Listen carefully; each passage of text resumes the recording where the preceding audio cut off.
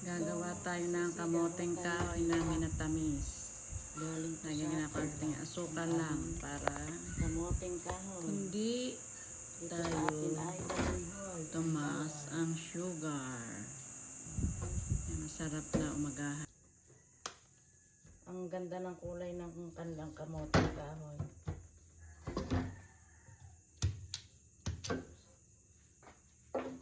Kulay dilaw. Oh. Ito ang masarap na kamuting kahoy. Maligat.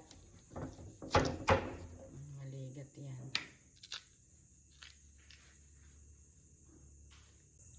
Nakakatuwa naman tong kamuting kahoy. O napakalaki o napakahaba. Ano yan? Isa, dalawa, tatlo, tatlong dangkal. Isang kamuting kahoy pwede ng pagkain ng isang mag-anak. Oh. Shout out po sa nagbigay sa aking mga pamangkin dyan sa Tarlac.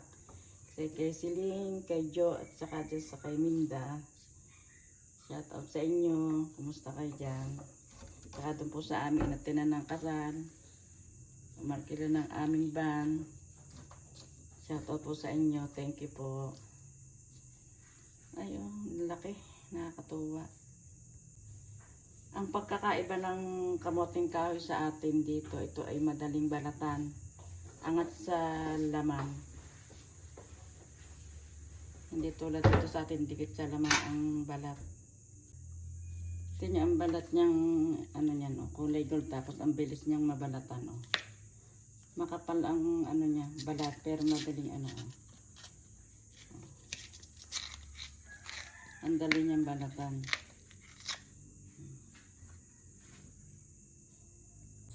Ilalaga natin yan. Iba in-steam. Ako laga, saglit lang naman yan.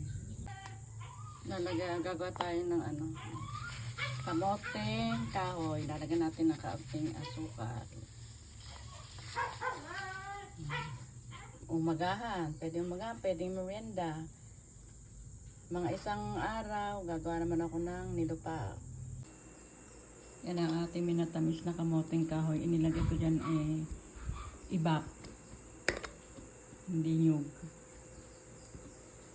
Ayan. Sarap. Muntik nang masunog. Kaya ganyan. Thank you for watching. Ito naman gagawin kong nilupak mamaya. Yan. Magagawa tayo ng nilupak.